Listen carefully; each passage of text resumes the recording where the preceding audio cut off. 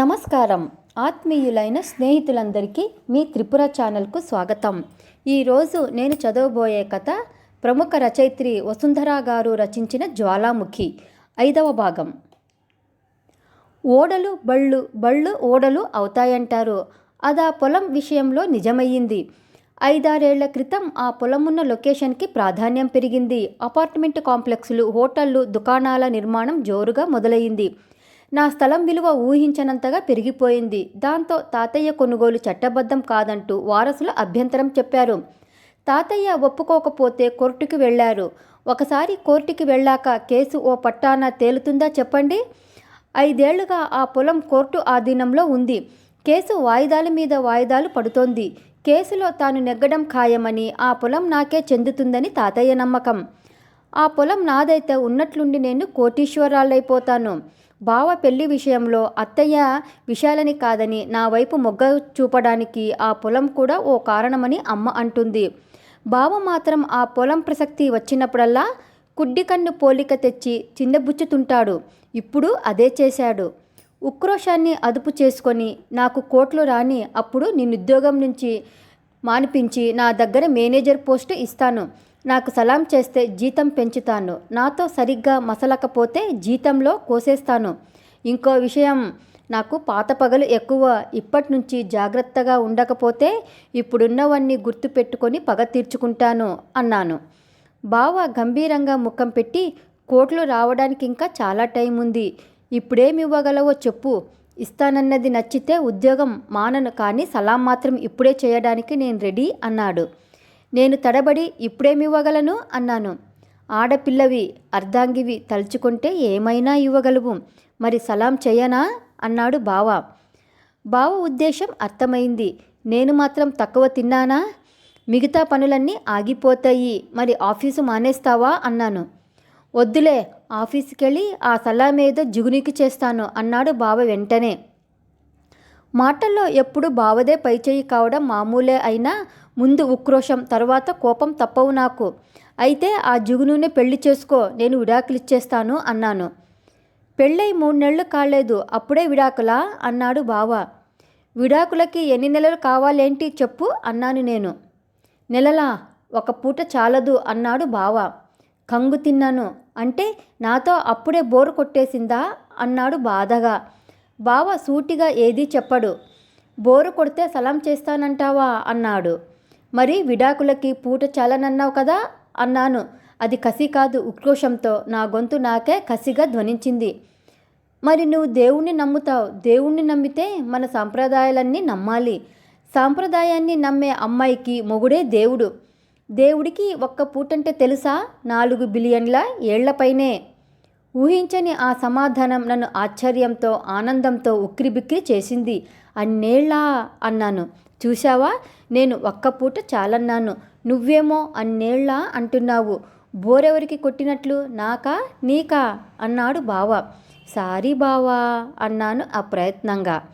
నాకు సారీలు వద్దు, ఇంకెప్పుడు విడాకుల మాటెత్తొద్దు, నేను భరించలేను అన్నాడు బావ. ఎందుకని? నువ్వు నా ప్రాణం. నువ్వు నేను జీవితకాలం కలిసి ఉండాలనుకుంటున్నాను. నువ్వు సరదాకి కూడా విడాకుల మాటెట్టొద్దు అన్నాడు మళ్ళీ బావ. మరి జుగును ప్రసక్తి ఎందుకు తెచ్చావు బావా? మళ్ళీ నా గొంతులో పసితనం. నేను తేలేదు, నువ్వే తెప్పించావు తెలుసా? ఒక విధంగా బావ అన్నది నిజమే. తను విశాల పేరెత్తకపోయినా నేను పనిగట్టుకొని ఆ పేరు గుర్తు చేశాను. నిద్రలో విశాలాన్ని కలవరించానన్నాను. అప్పుడు బావ జుగును పేరు చెప్పాడు. బావ విశాలాన్ని మనసులో నుంచి పూర్తిగా చెరిపేయాలనుకుంటున్నాడు. నేను ఆమె పేరెత్తితే తనకి నచ్చడం లేదు. తనని మరో ఆడపిల్లతో కలిసి చెప్పినప్పుడు అదే జుగునియో కావాలి తప్ప విశాల కాకూడదు. జుగును అన్నది బావ నన్ను ఏడ్పించడానికి సృష్టించిన పేరు. కల్పన కాబట్టి జుగునును గురించి ఎంత మాట్లాడడానికి సంకోచించడు. కానీ విశాల ఒకప్పుడు నన్ను ఏడ్పించిన వాస్తవం. నాకు కావలసింది బావ విశాలాన్ని మర్చిపోవడం. బావ చేస్తున్నది అదే. మరి నా తాపత్రయం దేనికి? జ్వాల, నువ్వు నా నుంచి విడిపోతావని సరదాకి కూడా అనవు కదా అన్నాడు బావ నన్నే చూస్తూ. ఆ గొంతులో అర్థింపు, భయం, ఆ రెండు కలగలిసిన ఆత్మీయానుబంధం. నేను నవ్వాను గర్వంగా. అది అహంకారంలో నుంచి పుట్టిన గర్వం కాదు. బావ పూర్తిగా నా వాడన్న భావంలో నుంచి పుట్టిన గర్వం. మౌనం అర్ధాంగీకారం అంటారు. నాకది అర్ధాంగీఘీంకారం. మాటలతో ఒక్కసారి చెప్పు, మనం జన్మజన్మలకి కలిసే ఉంటామని అన్నాడు బావ. జన్మజన్మలంటే ఎన్ని జన్మలో తెలియాలిగా అన్నాను. జన్మకో 100 ఏళ్ళనుకో, 4 బిలియన్లని 100 భాగించు తెలిసిపోతుంది అని నా కళ్ళలోకి సూటిగా చూసి, అన్నట్లు నువ్వు లెక్కల్లో వీక్ కదూ, నేనే చెప్తాలే, 4 కోట్ల జన్మలు అన్నాడు. 4 కోట్ల జన్మల చాలా అన్నాను వ్యంగ్యంగా. చాలా అనుకో, ప్రస్తుతానికి నాకంతే ప్రాప్తమని సరిపెట్టుకుంటాను నిట్టూర్చాడు బావ. నేను కోరిన బావ, నాకు దక్కడనుకొని ఆశలు వదిలేసుకున్నాక దక్కిన బావ, ఇప్పుడు 4 కోట్ల జన్మలు నన్నే భార్యగా పొందాలనుకుంటూ అంతే ప్రాప్తం అనుకుంటున్నాడట. ఈ భావన నువ్వు వేధించి సాధించాలనుకుంటున్నది మనసు కలగజేసుకుంది. ఏయ్, నువ్వు కాసేపు నోరు మూసుకుంటావా అని దాని నోరు నొక్కేశాను. ప్రాప్తమని సరిపెట్టుకోవడం ఎందుకో, అంతకంటే ఇష్టం లేదని ఒప్పుకోక అన్నాను నిష్ఠూరం నటిస్తూ. సరిపెట్టుకోక ఏం చేయను, నా కోట అంతవరకే, మరి దాన్ని పెంచడం నీ వల్లనే అవుతుంది అని ఓ క్షణం ఆగి, పెంచినా పెంచుకున్నా ఈ జన్మలో మళ్ళీ ఎప్పుడూ మన మధ్య విడాకుల ప్రసక్తి తీసుకురావు కదా అన్నాడు బావ దీనంగా. బావ గొంతు విన్నా, ముఖం చూసినా నేను తనకి విడాకులు ఇస్తానన్న బెంగ తెలుస్తోంది. ఇది నాకు కొత్త విషయం. బావ విశాలాన్ని ప్రేమించాడు, నన్ను పెళ్లి చేసుకున్నాడు. ఆ విషయం నాకు తెలుసునని తనకి తెలుసు. మాటి మాటికి నేను విశాల ప్రసక్తి తెస్తుంటే నేను ఆ విషయం మర్చిపోలేకపోతున్నానని గ్రహించాడు. నాలో అగ్నిపర్వతం రగులుతోందని, అది ఏదో రోజున బద్దలవుతుందని భయపడుతున్నాడు.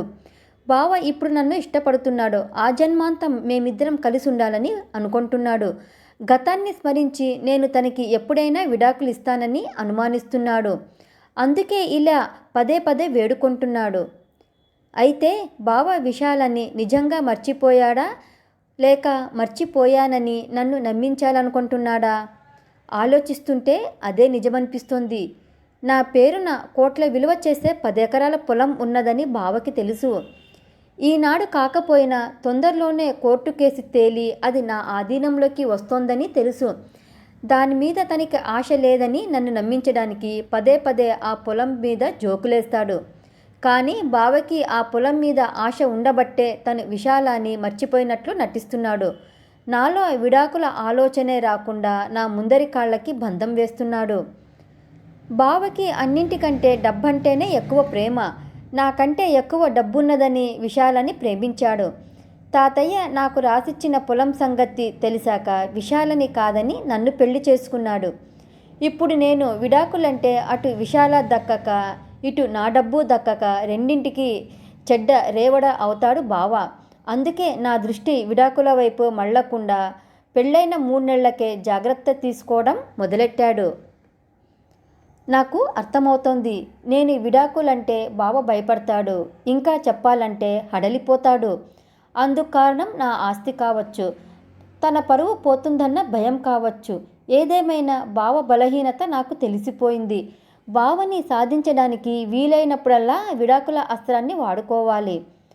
అసలు బావని సాధించడమెందుకు అన్నది మనసు టక్కున. బావని సాధించుకున్నదే సాధించడానికి అన్నాను నేను టక్కున. ఒక్కసారి గుర్తు చేసుకో, నువ్వు బావనెలా సాధించుకున్నావో మనసు మందలించింది. నా మనసు నాకు శత్రువే కావచ్చు, కానీ అప్పుడప్పుడైనా అది చెప్పిన మాట వినాలి కదా. బావ కోసం దేవుణ్ణి నమ్మాను.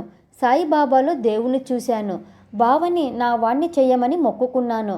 బాబాని నేనెమడిగానో నాకు తెలియదు, కానీ అడిగానని సంతోషించింది మాల.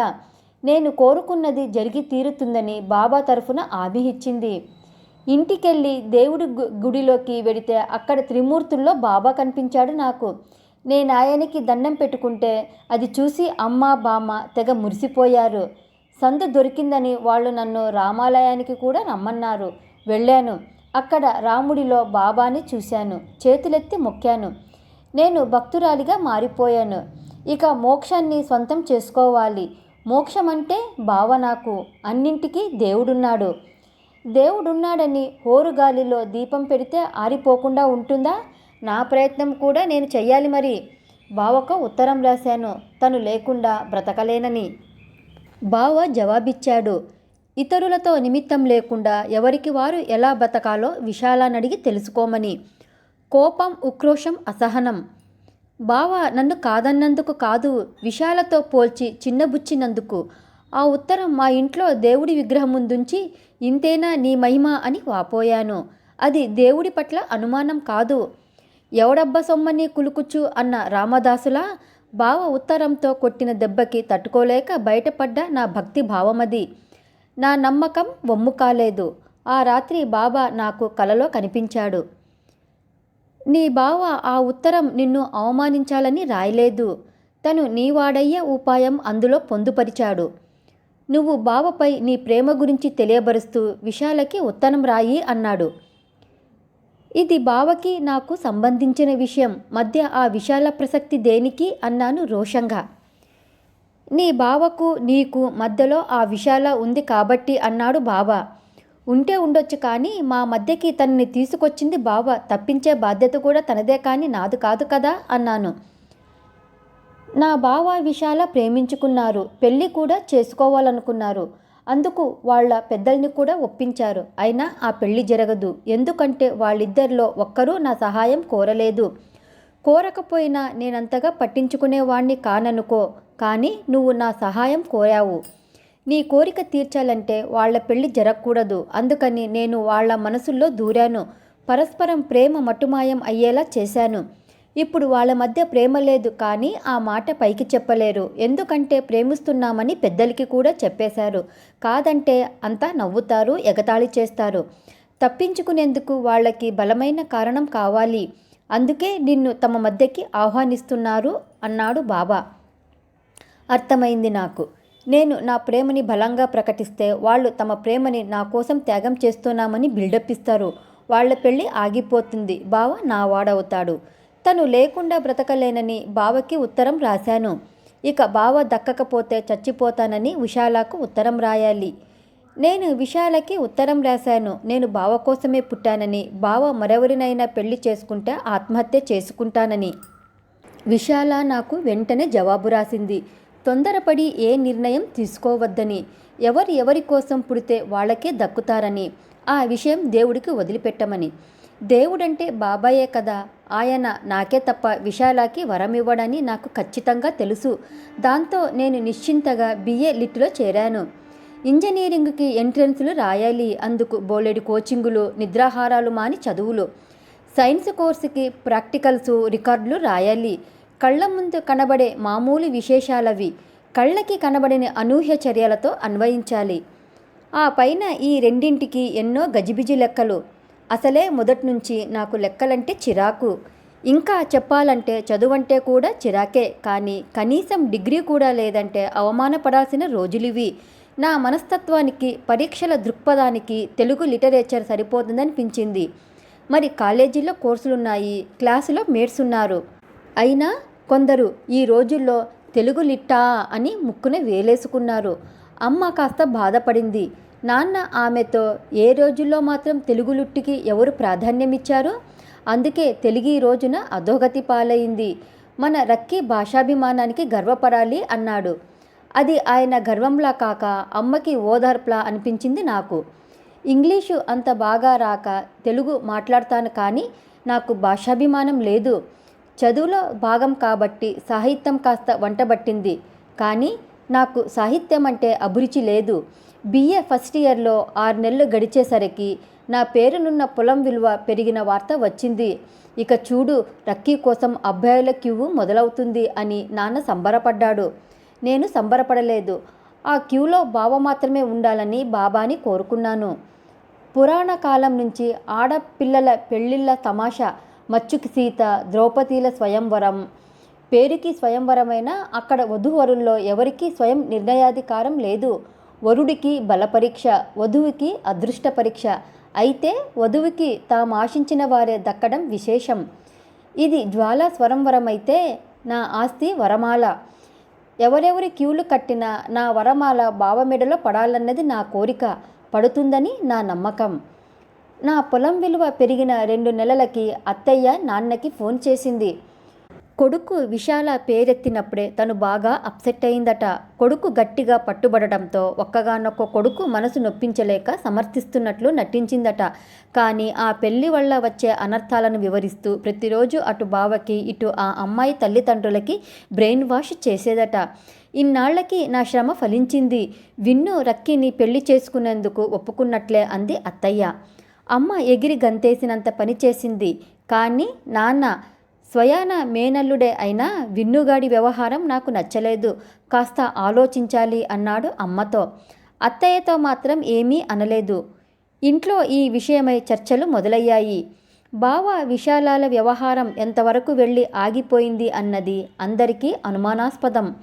నాకా విషయంలో బావ మీద అపనమ్మకం ఏమీ లేదు. సాక్షాత్తు బాబా నాకు కలలో కనిపించి చెప్పాడు. తను వాళ్ల మనసుల్లో దూరి పరస్పరం ప్రేమ మటుమయం చేశానని, ఇప్పుడు వాళ్ల మధ్య ప్రేమ లేదని.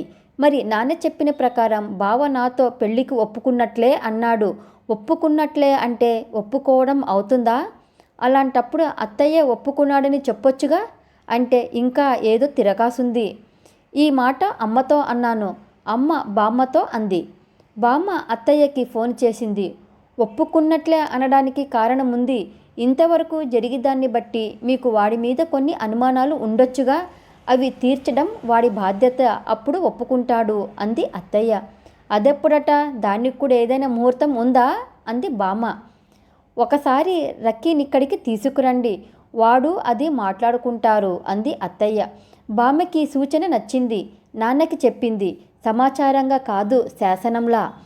బామ్మ శాసనాలన్నీ నాన్న పాటించడు, కానీ ఆయనకి శాసనం నచ్చింది. రక్కీ పేరిట పొలం ఉందని, దానికి కోట్లు పలుకుతాయని అనుకుంటుందేమో అక్క. ఆ పొలం కోర్టు తగాదాల్లో ఉందని స్పష్టం చేయాలి. ఈ మాట నాకంటే నువ్వు చెబితేనే బాగుంటుంది అని ఆయన అమ్మకి చెప్పాడు. అమ్మ నేను అత్తయ్య ఇంటికి వెళ్ళాము. అత్తయ్య నాన్నకి అక్క కావచ్చు, కానీ అత్తయ్యకి నాన్న కంటే అమ్మ దగ్గరే చనువెక్కువ. ఇద్దరూ ఓ తల్లి బిడ్డలంతా కలిసుంటారని మా చుట్టుపక్కల కూడా చెప్పుకుంటారు. ఈ ప్రయాణంలో అమ్మకి మనసులో లేదు. అత్తయ్య డబ్బు మనిషి కాదని అమ్మ నమ్మకం. అలాంటప్పుడు నా పొలం గురించి మాట్లాడితే అత్తయ్య మనసు నొచ్చుకోదా అని ఆమె తటపటాయింపు. అత్తయ్యతో నిష్ఠూరం మీ నాన్నకిష్టం లేక తెలివిగా భారం నా మీదికి నెట్టేశారు. ఎవరి మనిషికి కష్టం కలగకుండా ఈ పెళ్లి ఎలా నిశ్చయం చెయ్యాలో తెలియడం లేదు అని నా దగ్గర వాపోయింది. ఎందుకమ్మా అనవసరంగా కలవరపడతావు? అన్నింటికీ ఆ బాబా ఉన్నాడు అన్నాను నేను. అమ్మ ఆశ్చర్యంగా చూసింది నా వంక. భక్తొచ్చినా పగొచ్చినా పట్టలేమంటే ఇదేనేమో. నమ్మకంలో నన్నే మించేలా ఎంత మారిపోయావే నువ్వు అంది అమ్మ. నేను మారిపోవడమే కాదు, బావని అత్తయ్యని అందరినీ మార్చేశాను. అంతా ఆ బాబా మహిమ అన్నాను నేను. నీ నమ్మకమే మనని కష్టం నుంచి గట్టెక్కించాలి అంది అమ్మ నిట్టూర్చి. అత్తయ్య వాళ్ళు పెళ్లి కొప్పుకొని మాటకి రమ్మంటే కష్టమేముంటుంది అమ్మా అనిపించింది. పైకి ఏమీ అనకుండా మౌనం వహించాను. నా సందేహం కనిపెట్టిందో ఏమో. మీ అత్తయ్య నిన్నిక్కడికి తీసుకురమ్మంతే ఏదో తిరకాసుంది. అదేమిటో తెలియక కొట్టుమిట్టాడుతున్నాను అంది అమ్మ. తిరకాసే ఉండాలి, లేకపోతే అత్తయ్య బావ ఒప్పుకున్నట్లే అనదు. రక్కీని ఇక్కడికి తీసుకురా, వాడు అది మాట్లాడుకుంటారు అనదు. కానీ అసలు పూర్తిగా చెడిపోయిందనుకున్న సంబంధం, బావపై ఆశలు పూర్తిగా వదులుకుందని సంబంధం. మళ్ళీ ఇంతవరకు వచ్చింది ఏం తిరకాసున్నా అన్ని విధాల పూర్వం కంటే మెరుగే కదా. అందుకే నేను ప్రయాణంలో చాలా హుషారుగా ఉన్నాను. ఆ తిరకాసేముంటుందబ్బా అన్న ఆలోచన మధ్య మధ్య తలెత్తుతున్నా అది నా హుషారు మీద ప్రభావం చూపలేదు. ఆ తర్వాత ఆ తిరకాసు నా హుషారు మీద ప్రభావం చూపలేదు. అది ఇంకోసారి నాకు పెళ్ళై 6 నెలలు దాటలేదు. ఇంకెవరికో పెళ్లి సంబంధాలు చూడమని అమ్మ నుంచి ఫోను. వరుడు సుధీర్ మాకు దూరపు బంధువు. 2 ఏళ్లుగా అమెరికాలోనే ఉంటున్నాడు. బావ కంటే 4 ఏళ్లు పెద్ద, కానీ ఇంకా పెళ్లి చేసుకోలేదు. సంబంధాల కోసం ఇంటర్నెట్లో వెతుకుతుంటే ఓ మట్రిమోనియల్ సైట్లో నీతి వివరాలు తెలిసాయి. ఫోటో నచ్చింది, మిగతా వివరాలు నచ్చాయి. ఆమెను కాంటాక్ట్ చేద్దామంటే ఈమెయిల్స్కు కానీ ఇచ్చిన ఫోన్ నంబర్కు కానీ రెస్పాన్స్ లేదు. సుధీర్ ఆమె గురించి తెలుసుకోవాలని తహతహలాడుతున్నాడు. సైట్లో ఇచ్చిన చిరునామా ప్రకారం నీతి ఉండేది మా అపార్ట్మెంట్స్ కాంప్లెక్స్లోనేనట. నన్ను నీతిని కలుసుకొని మాట్లాడమంది అమ్మ. మేముండేది 4వ ఫ్లోర్లో, నీతి ఉండేది 3వ ఫ్లోర్లో.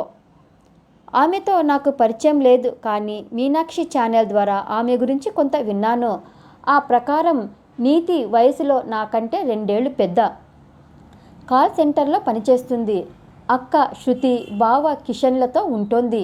శృతి ఇంటర్నేషనల్ స్కూల్లో టీచరు, కిషన్ మల్టీనేషనల్ బ్యాంకులో ఎగ్జిక్యూటివ్. అదేమిటో ఆ కిషన్కి భార్యతో ఏకాంతంగా గడపాలన్న సరదా ఉందనిపించదు. ఆఫీసు టైమింగ్స్ చూస్తే శృతిది డే టైము, మిగతా ఇద్దరిది నైట్ షిఫ్టును. ఏకాంతం అంటూ కుదిరితే అది మరదలితోనే తప్ప పెళ్ళాంతో దొరికే అవకాశం లేదతడికి. పోనీ మొగుడు పెళ్ళాం కలిసి సినిమాకో పార్కుకో వెళ్ళొచ్చుగా, అదేం లేదు. బయట ఎప్పుడు చూసినా ఎక్కడ చూసినా వాళ్ళిద్దరితో పాటు ఆ నీతి కూడా తప్పనిసరి. వాళ్ళ ఇకైకలు పకపకలు చూస్తే అతగాడికి ఎవరు పెళ్ళామో ఎవరు మరదలో తెలియదు. సినిమాల్లో ఇద్దరు హీరోలు గుర్తుకొస్తారనుకో అంది మీనాక్షి వాళ్ళని గురించి.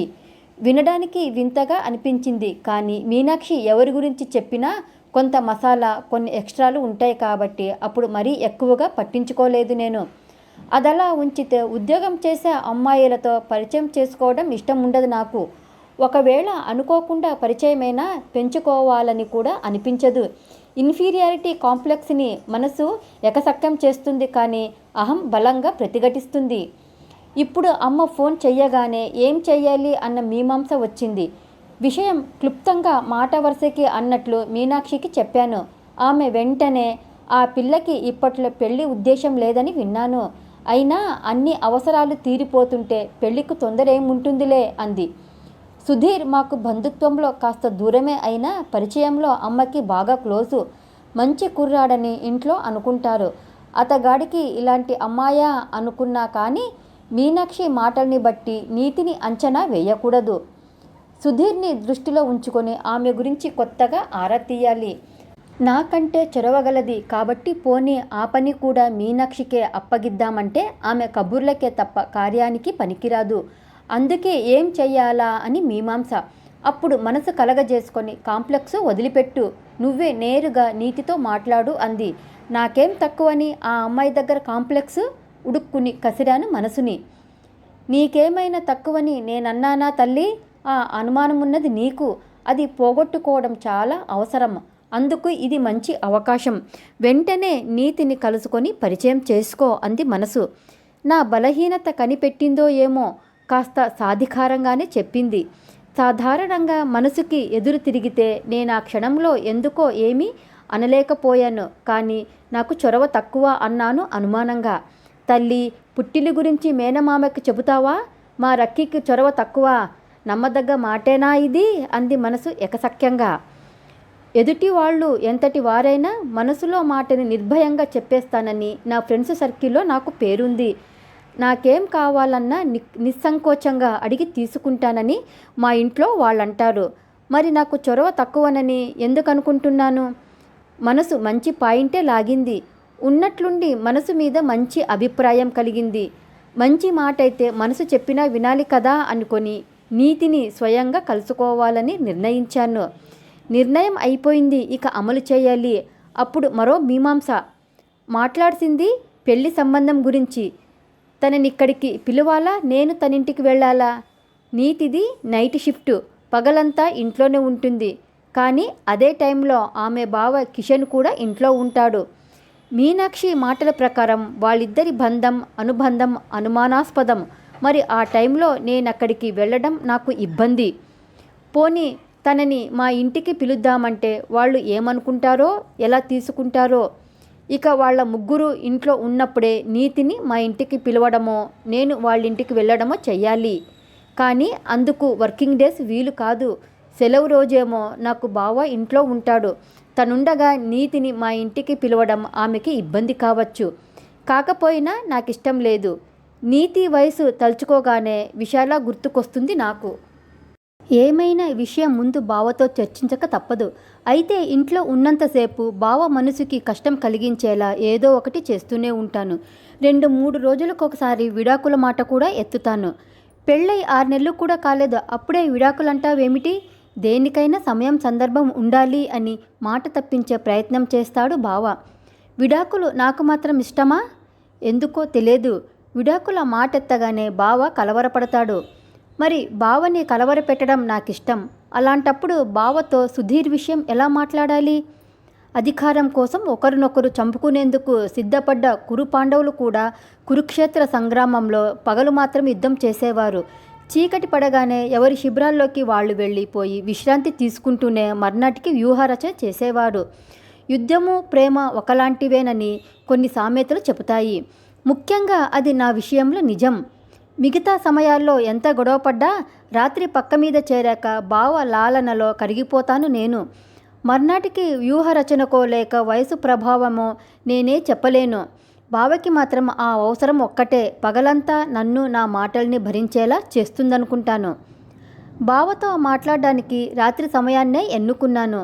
చెప్పకూడనివి ఫిల్టర్ చేసి సుధీర్ నీతి పెళ్లి సంబంధం గురించి బావకి చెప్పాను ఒకరోజు. అమ్మ నాకు అప్పచెప్పిన బాధ్యత నిర్వహణకు తన సలహా ఏమిటని అడిగాను. బావ మెదడుకున్న వేగం నాకు ఆశ్చర్యం కలిగిస్తుంది. చాలా విషయాల్ని ఇలా విని అలా సలహా ఇస్తాడు.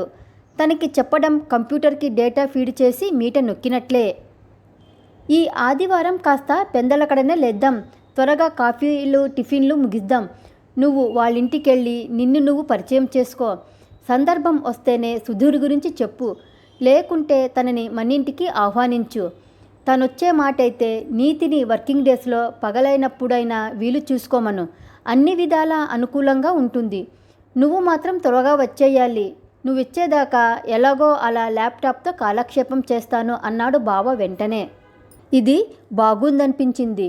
ఒక ఆదివారం బావ చెప్పినట్టే నీతి అపార్ట్మెంట్కి వెళ్ళాను. కాలింగ్ బెల్ నొక్కగానే నాలో ఏదో తెలియని ఉద్వేగం. ఆ ఉద్వేగం నాకు దమయంతి ఆంటీని గుర్తు చేసింది. దమయంతి ఆంటీది నా పుట్టింటికి పక్కిల్లు. అందగత్తె అనలేం కానీ ఆమెలో ఏదో ఆకర్షణ ఉండేది. దమయంతి భర్త మెడికల్ రిప్రజెంటేటివ్. నెలకు 3 వారాలు టూర్లలో ఉండేవాడు. మంచి వయసులో ఉన్న దమయంతికి భర్త అన్నేసి రోజులు దగ్గర లేకపోవటం చెప్పుకోదగ్గ లోటే మరి. ఆమె ఆ లోటుని చెప్పుకోలేని విధంగా వేరెవరికో దగ్గరై తీర్చుకుంటోందని ఇరుగు పొరుగులు రక్తం చిందేలా చెవులు కొరుక్కునేవారు. ఆ రక్తం నా చెవులబడినా 15 ఏళ్ల నా వయసుని పెద్దగా స్పందింపచేయలేదు. దమయంతి భర్తకి శివం అనే ఓ మిత్రుడున్నాడు. హుషారుగా ఆకర్షణీయంగా ఉంటాడు. దమయంతి భర్త ఉన్నప్పుడు మాత్రమే వాళ్ళింటికి వచ్చి చాలాసేపే ఉండేవాడు. చొరవగా వీధిలో మిగతా ఇళ్ల వాళ్లతో కూడా పరిచయం చేసుకునేవాడు. అడగకుండా సహాయం సలహాలు ఆఫర్ చేసేవాడు. కబుర్లు బాగా చెప్పేవాడు. 1-2 సార్లు నాతో కూడా సరదాగా మాట్లాడాడు. దమయంతికి అతడికి అఫైర్ ఉందని, భర్తని వెర్రివాణ్ణి చేసి ఆమె అతడితో తిరుగుతోందని పుకార్లున్నాయి. అవి నన్నంతగా స్పందింపచేయలేదు. ఒకసారి నేను మా ఫ్రెండ్ ఇంటికి వెళ్ళి వెనక్కి వస్తుండగా దారిలో ఇంజన్ ట్రబుల్ ఇచ్చి కాబోలు ఓ ఆటో ఆగింది. డ్రైవర్ ఆటో దిగి వెనక్కి వచ్చి ఇంజన్ తెరిచి వైర్లు పరీక్షిస్తున్నాడు. ఈలోగా అందులో నుంచి ఓ జంట దిగారు. వాళ్ళని శివం దమయంతిలుగా గుర్తుపట్టి నేను ఉలిక్కిపడ్డాను. వాళ్ళు నన్ను చూడలేదు. అప్పుడు నాలో కలిగింది ఎప్పుడూ ఎరుగని ఉద్వేగం. వాళ్ళ గురించి విన్నాను కానీ ఎప్పుడూ పట్టించుకోలేదు. అప్పుడు వాళ్ళని అలా దగ్గరగా చూడగానే నలుగురు చెప్పుకునే మాటలకి క్రియారూపం స్ఫురించడం వల్ల కలిగిందా ఉద్వేగం నాలో. ఇప్పుడు నాలో అలాంటిదే ఉద్వేగం. లోపలేం జరుగుతోంది? కిషన్, శృతి, నీతిలతో తలుపెవరు తీస్తారు? ఎవరితో ఎలా మాట్లాడాలి? నా ఆలోచన తెగలేదు. అంతలోనే తలుపు తెరుచుకుంది. గుమ్మంలో నీతి కనిపించింది. మాకిద్దరికీ ఒకరితో ఒకరు పరిచయం లేకపోవచ్చు కానీ ఒకరి ముఖాలొకరికి తెలుసు. అడపాతడపా చిరునవ్వులతో పలకరించుకున్న సందర్భాలు కూడా ఉన్నాయి. ఇప్పుడు నీతి ముఖంలో అలాంటిదే ఓ చిరునవ్వు. నేను చిరునవ్వుతో పాటు హాయ్ కూడా చెప్పాను. ఆమె కూడా హాయ్ అంది. నేను జ్వాల, మా వారు వినయ్, మేము మీ పై అంతస్తులో ఉంటున్నాము అని అన్నాను. నేను నీతి అందామె. నా రాకలోని ఆంతర్యం ఏమిటని అడుగుతున్నాయి ఆమె కళ్ళు. లోపలకు రావచ్చా అన్నాను. ఆమె ఓ అడుగు వెనక్కేసి తలుపు పట్టుకొని నీకిదే నా ఆహ్వానం అంది చనువుగా. నా పరిచితుల్లో పెళ్లి కాని అమ్మాయిలు నాకంటే అంతో ఇంతో పెద్దవాళ్ళైనా సరే నేను ఎదురైనప్పుడు ఎలా ఉన్నారు ఆంటీ అని పెద్దరకం ఇచ్చి మన్నిస్తున్నారు. మన్నించడం ఓకే, కానీ నాకంటే పెద్దవాళ్ళు, నా ఈడు వాళ్ళు నన్ను ఆంటీ అంటే నాకు మనసు చివుక్కుమంటుంది. కానీ ఏం చేస్తాం, పెళ్ళి కాని వాళ్ళకి పెళ్ళైన వాళ్ళంటే అలుసు. మరి నీతి నాకంటే 2 ఏళ్ళు పెద్దదే కావచ్చు, కానీ చూడ్డానికి కనీసం ఏడాది చిన్నదిలా ఉంది. ఇంకా పెళ్ళి కూడా కాలేదు. అయినా వయసుకు తనకిచ్చిన పెద్దరికాన్ని నిస్సంకోచంగా ఆమోదించింది. నీసులా కాక అక్కలా ఆహ్వానించింది. అలా నాకు వెంటనే నచ్చేసింది. అయినా ఏదో మూల సంకోచం లేకపోలేదు. తటపటాయిస్తూనే లోపలికి వెళ్ళాను. మాకులాగే విశాలమైన 3 బెడ్రూమ్ ఫ్లాటు. శుభ్రంగా ఉంది, కళాత్మకంగా సర్దబడింది. విశేషమేమిటంటే మీనాక్షి చెప్పినట్లు కాక ఆ సమయంలో ఇంట్లో నీతి ఒక్కతే ఉంది. ఇద్దరం సోఫాలో కూర్చున్నాము. పరిచయాలు మరి కాస్త దూరం వెళ్ళాయి. నేను బావ ఉద్యోగం గురించి, నా దినచర్య గురించి చెప్పాను. నీతి తన వివరాలు చెప్పి, అక్క బావ ఇప్పుడే షాపింగ్కి వెళ్ళారు అంది. అంటే 3వ మనిషిని ఇంట్లో వదిలి భార్యాభర్తలు కలిసి బయటికి వెళ్ళారు. మీనాక్షి చెప్పిందేమిటి, ఇక్కడ జరుగుతున్నదేమిటి అనుకున్నాను. అయితే మంచి టైంలోనే వచ్చాను. నేను మాట్లాడుతుంది నీతోనే అన్నాను. నాతోనా అంది నీతి ఆశ్చర్యంగా.